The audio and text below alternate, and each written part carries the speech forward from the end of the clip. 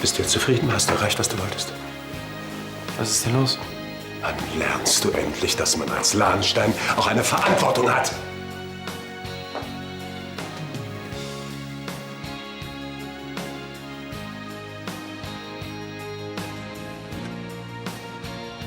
Christian, ich...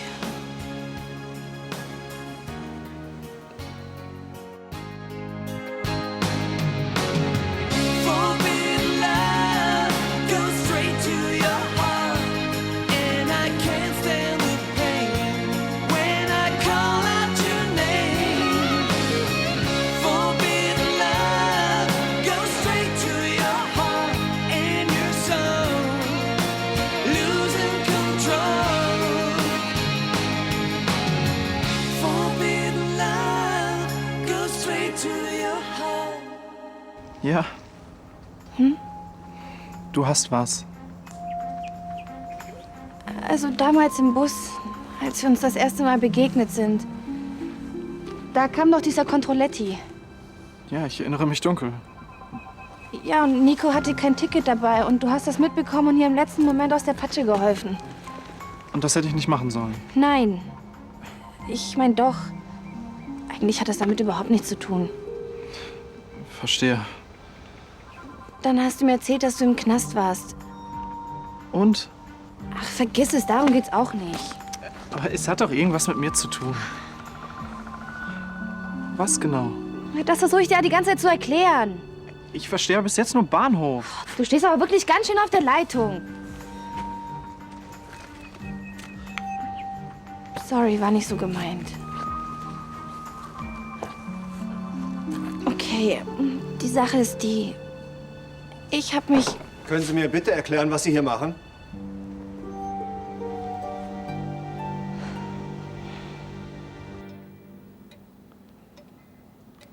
Es tut mir leid, ich konnte ja nicht ahnen, dass dein Dein Auftritt war beschämend. Wann lernst du endlich, dass ein Lahnstein immer in der Öffentlichkeit steht? Ich fahre dann schon mal ins Büro. Tschüss. Dass du dir von mir nichts mehr sagen lassen willst, gut, damit muss ich leben. Aber in der Art rüpelhaftes Benehmen ist absolut inakzeptabel. Es tut mir leid, ich hatte was getrunken und war noch müde von der Nacht davor. Was, du hast die Nacht durchgemacht? Ich habe frühen Morgen schon getrunken. Während deine Lehrerin denkt, du liegst krank im Bett. Ich weiß, es war ein Fehler. Aber deswegen bin ich auch hier. Ich wollte mit dir in Ruhe über alles reden. Was gibt es darüber zu reden? Übernimm endlich Verantwortung für dein Leben. Mehr ist dazu nichts zu sagen. Sag mal, hörst du mir denn überhaupt zu? Ich bin hier, um mich zu entschuldigen. Dass ich einen Fehler gemacht habe, weiß ich auch selber. Hast du eine Ahnung, was diese Schlagzeilen für den Ruf der Holding bedeuten? Und das gerade jetzt. Der Ruf der Holding, das Ansehen der Familie, das alles ist dir so verdammt wichtig. Es ist dir sogar wichtiger als ich. Du bist einfach nur arm. Dann soll ich also kein drittes Gedeck auflegen. Du bist echt meine Rettung. So kurzfristig hätte ich bestimmt keinen Praktikumsplatz mehr bekommen. Ist das auch wirklich in Ordnung für dich? Mein Vater hat manchmal so eine charmante Art, Leute zu überfahren. Einspruch, Euer Ehren. Ich habe Herrn Schneider lediglich gefragt. Von überfahren kann überhaupt keine Rede sein. Einspruch stattgegeben. Ich sehe vielleicht harmlos aus. Aber wenn es mir nicht passt, kann ich mich schon wehren. Ich schwöre, ich bin die perfekte Tagespraktikantin. Ich kann Termine machen, kopieren, mich um die Ablage kümmern, Bleistifte spitzen, Pflanzen gießen. Und ich koche den besten Kaffee der ganzen Stadt. Das ist ja interessant, was man alles auf diese Art und Weise erfährt. Dann kann ich ja deine Fähigkeiten hier auch öfter einsetzen. Ja, weißt du, das war jetzt eher aufs Büro bezogen. Na, schon gut. Vielleicht behalte ich dich auch und du wirst meine ganz persönliche Miss Moneypenny. Willst du dich nicht umziehen? So kannst du doch nicht in einer seriösen Anwaltskanzlei arbeiten. Wenn du wüsstest, wie manche Kolleginnen rumlaufen. Heutzutage sieht man das alles nicht so eng. Na also, geht doch. Das ist hier kein Campingplatz. Haben Sie zu Hause kein Bett zum Schlafen? Doch, natürlich, aber wir lieben einfach die Natur.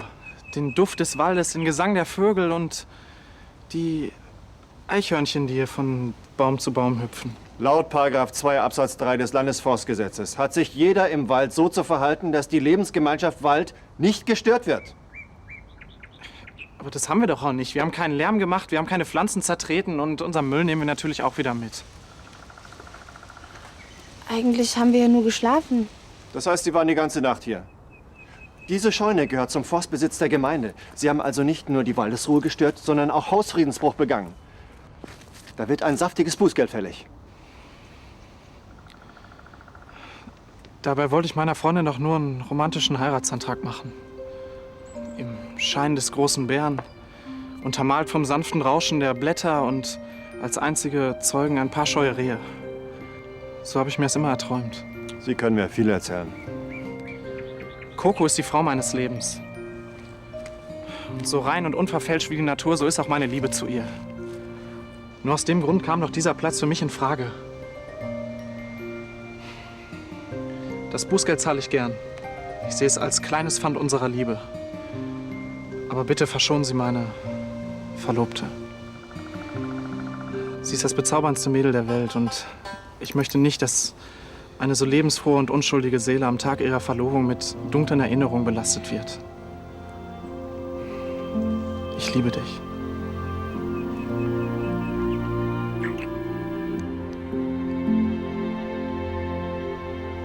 Viel Spaß, ihr beiden. Und dass mir keine Klagen kommen. Keine Angst, zusammen sind wir unausstehlich. Vielen Dank nochmal, Herr Schneider. Keine Ursache. Ciao. Tschüss. Tschüss.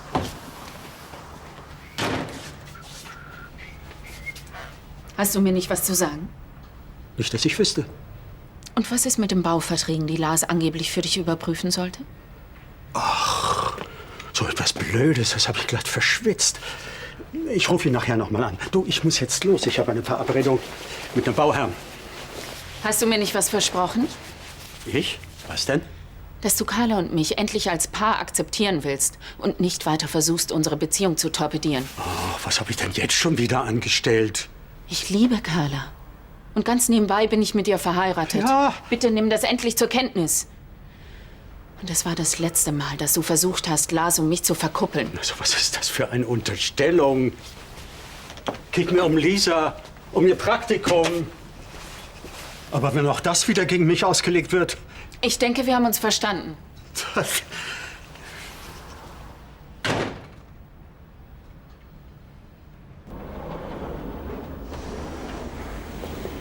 Hallo, Brüderchen. Na, schlechte Laune? Hat das vielleicht was damit zu tun? Lass mich raten, du wolltest dich bei unserem alten Herrn entschuldigen und er hat dir so richtig schön den Marsch geblasen. Was kann ich denn dafür, wenn irgendeiner von der Presse mitschreibt? Worüber habt ihr euch denn überhaupt gestritten? Nur meine kleine Auszeit in der Schule. Johannes hat deswegen den totalen Aufstand gemacht. Tja. Und als er heute Morgen die Zeitung aufgeschlagen hat, ist ihm wahrscheinlich fast das Frühstücksei am Hals stecken geblieben. Du sagst es. Die Schule war überhaupt gar kein Thema. Es ging ihm nur darum, was die Leute denken. Typisch. Tja, es ist wenigstens gelohnt. Ich meine, hat er deine Entschuldigung angenommen? Im Grunde ist es ihm doch scheißegal, was ich mache. Hauptsache, die Lahnstein Holding fährt fette Gewinne ein. Ich wette, er weiß nicht mal, in welche Klasse ich gehe. Ach, jetzt komm schon, du übertreibst ein bisschen. Ich untertreibe höchstens. Und ich kann dir auch sagen, warum. Weil ich nicht sein leiblicher Sohn bin. Johannes hat mich nie als einen echten Lahnstein akzeptiert. Danke nochmal, dass du mitgekommen bist. Ich habe zu danken. Für die unschuldige und lebensfrohe Seele. Was war das? Erzähle ich dir später. Bleibst du heute Abend? Klar, ich koche uns das Oberförster Sprudelig Spezialmenü. Als Revanche dafür, dass du uns das Bußgeld erspart hast. Das klingt ja spannend, also dann. Bis später. Ciao.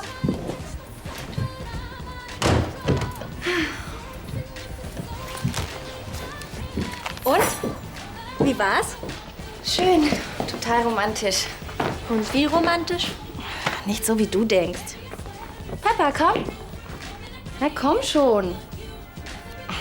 Typisch. Kaum rede ich 2 Sätze mit einem Mann, ist er eingeschnappt.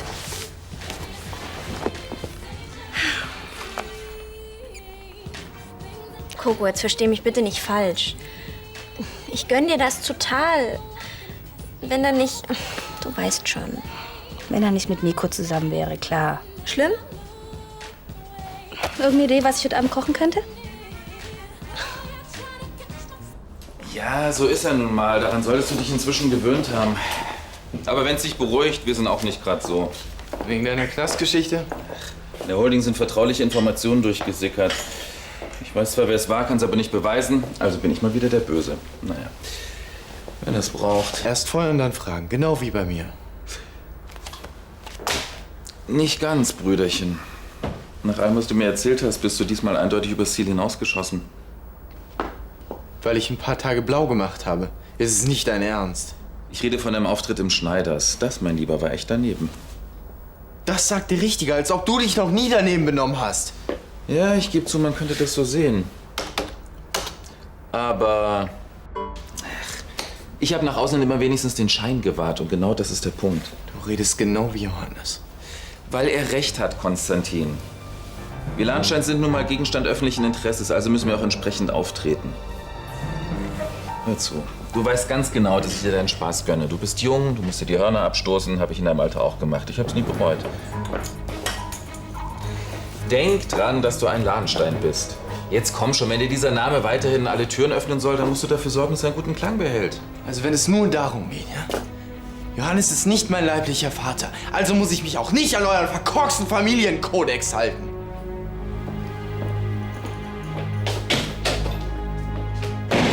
Das BAG muss daher prüfen, ob der Sachverhalt ohne die besonderen Umstände des Einzelfalls generell und objektiv als Kündigungsgrund für eine außerordentliche, fristlose Kündigung geeignet ist.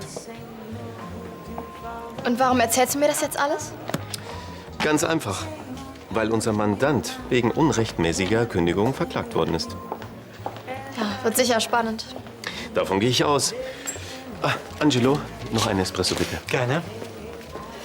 Na, wie macht sich Lisa denn so als Praktikantin? Großartig. Ich möchte gar nicht daran denken, dass sie mich morgen schon wieder verlässt. Meine Kopien waren noch nie so sauber und die Bleistifte fallen schon fast unter das Waffengesetz. Witzig. Also ich habe irgendwie den Eindruck, der trockene Juristenkram, der ist dir nicht aufregend genug, hm? Naja, es könnte ein bisschen mehr sexy sein. Wäre er denn sexy genug für dich? Aber das ist doch... Was macht der denn hier? Er ist unser Mandant. Er hat seinen Manager gefeuert. Darf ich Protokoll führen? Ich bitte darum. Entschuldigung, Herr Schneider? Ja, hallo. Hallo, hallo. Es freut mich übrigens sehr, Sie kennenzulernen. Sie sind mir wärmstens empfohlen worden. Ja, das hört man natürlich gerne. Und Sie sind? Lisa. Lisa Brandner. Meine Assistentin. Okay.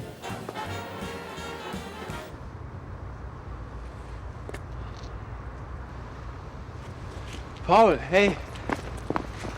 Hi, hast du auf mich gewartet? Ja. Ach du, sorry nochmal wegen der Krankmeldung. Aber hätte ich Anne nochmal angelogen, wäre sofort Schluss gewesen. Schwamm drüber. Ich habe im Moment ganz andere Probleme. Ach, der Zeitungsartikel. Hast du ihn gelesen?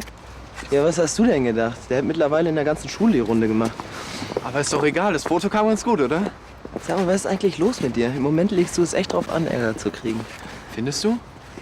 Ja, hey, ich meine, du schwänzt die Schule, du feierst die Nächte durch, sitzt morgens noch hackedicht beim Frühstück und pöbelst in aller Öffentlichkeit deinen Vater an. Ja und?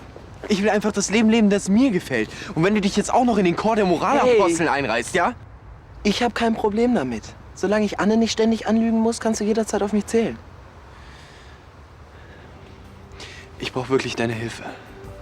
Wie? Jetzt? Sofort? Kommt Anne irgendwie drin vor? Kein Stück. Okay, lass mal hören. Ich will meinen Vater finden. Meinen richtigen, meinen leiblichen. Ich kann das aber nicht alleine durchziehen. Bist du dabei? Findest du es eigentlich okay, dass du dich hier an den Rand schmeißt, solange sie nicht da ist? Immerhin hat er mir einen Heiratsantrag gemacht. Und er hat mich geküsst. Ich dachte, das hat er alles nur gemacht, um dem Förster das Bußgeld auszureden. Er hätte ihm auch irgendeine andere Geschichte erzählen können. Und der Kuss war dafür auch nicht wirklich nötig. Wenn du mich fragst, da steckt mehr dahinter. Wenn du mich fragst, musst du jetzt ganz schnell die Notbremse ziehen. Sonst bist du mit Christian bald genauso unglücklich wie ich mit Leonard. Das werden wir ja sehen. Ich hab dich gewarnt. Außerdem bin ich die Frau seines Lebens. Das bezauberndste Mädchen der ganzen Welt. Sowas sagt man doch nicht nur, um ein paar Euro Bußgeld zu sparen.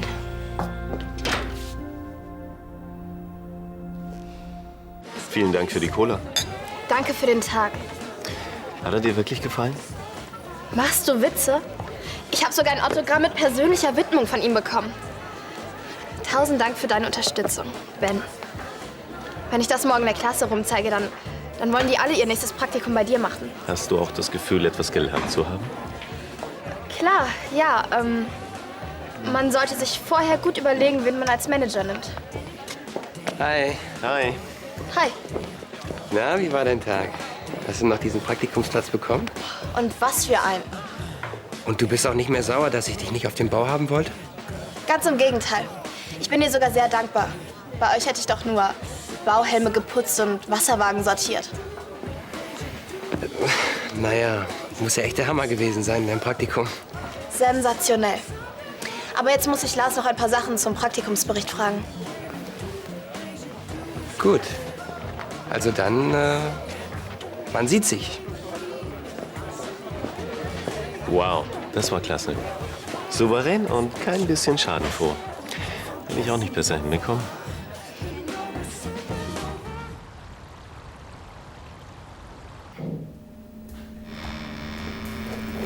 Alles klar, wir sind alleine.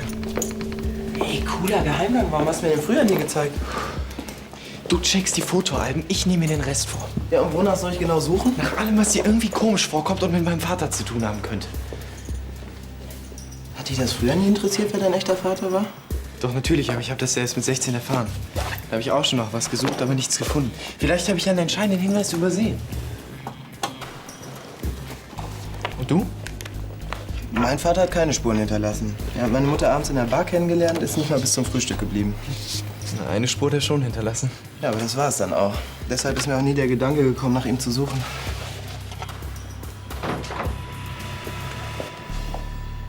Dürfte ich erfahren, was ihr hier macht?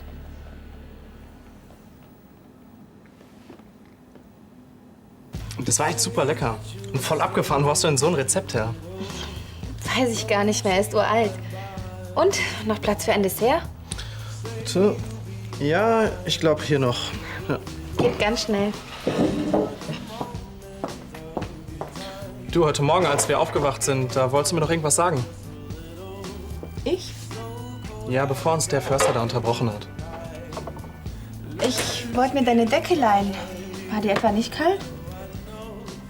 Geht so. Pepper ignoriert mich übrigens seit unserem Ausflug.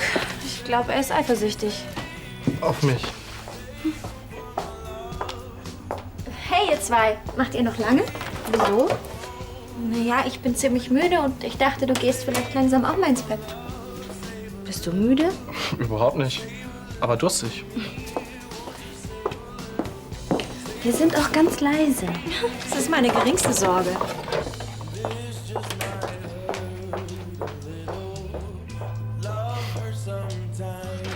Weiß der Graf, dass ihr hier seid? Nein, aber er hätte bestimmt nichts dagegen. Ich war schon früher auf der Suche nach meinem Vater, also meinem Erzeuger. Mit Johannes Einverständnis. Ich finde, er sollte trotzdem informiert werden. Zumal du zurzeit überhaupt nicht auf Königsbrunn wohnst. Ja, aber was hat das denn damit zu tun? Ich meine, es ist doch immer noch mein Zuhause. Ja, umso weniger musst du befürchten, dass der Graf etwas gegen deine Suche hat. Macht das unter euch aus. Ich halte mich da raus. Frau Kepler, Sie wissen doch, was gestern im Schneiders passiert ist. Und wenn Johannes erfährt, dass ich wieder auf der Suche nach meinem leiblichen Vater bin, er regt sich bestimmt auf. Sie sind schon so lange auf dem Schloss. Vielleicht können Sie mir ja helfen. Es ist nicht meine Aufgabe, mich um die Privatangelegenheiten der gräflichen Familie zu kümmern. Okay, es war nur eine Frage. Für heute drücke ich noch mal ein Auge zu. Aber beim nächsten Mal klärst du das bitte mit Graf Lahnstein ab. Vielen Dank.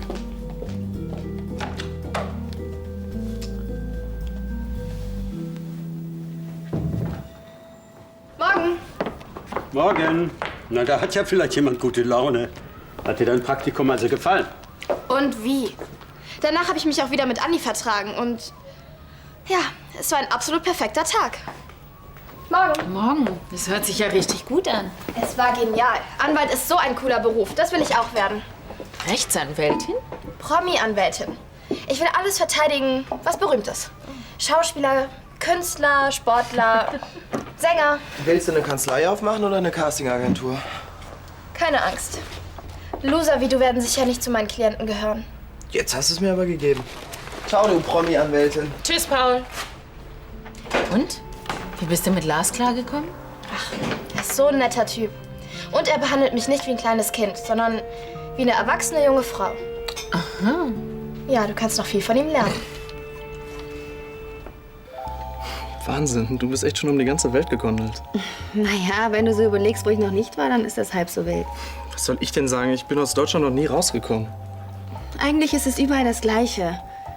Es gibt nette Menschen und weniger nette. Schöne Orte, an denen man sich wohlfühlt. Und Orte, von denen man nicht so schnell genug wieder weg kann. Na du, hast dich wieder eingekriegt? Die kann man echt nicht lange böse sein, oder? Findest du? Ich habe gar nicht gemerkt, dass es schon hell wird. Wie spät ist es denn? Oh, in einer Stunde fängt deine Schicht an.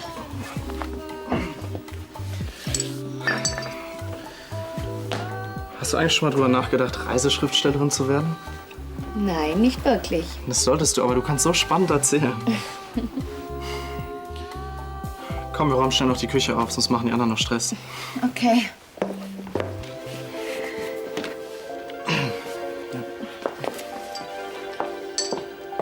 Oh. Nico. Na, hast du gut geschlafen? Oh, ja, ich dich auch. Ich muss jede Sekunde an dich denken, das ist die Hölle.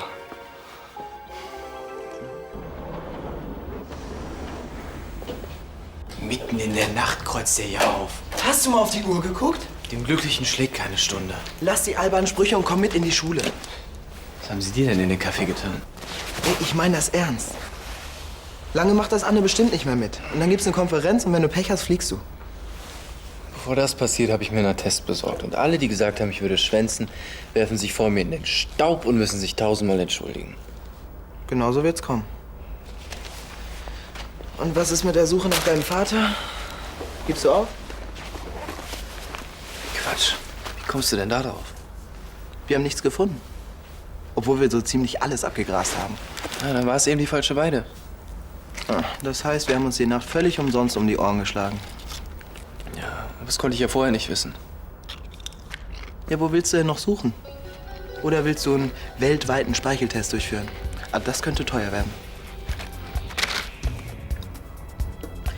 Ich weiß, ich werde meinen Vater finden. Vielleicht nicht heute, vielleicht nicht morgen, aber ich weiß, eines Tages werde ich ihm gegenüberstehen. Ich an deiner Stelle würde mir nicht ganz so große Hoffnung machen. Ey, dein Vater kann am anderen Ende der Welt sein. Da, wo du niemals hinkommst. Vielleicht weiß er nicht mal, dass es dich gibt. Sieh mal an. Endlich eine Neuigkeit, die diese Bezeichnung auch wirklich verdient.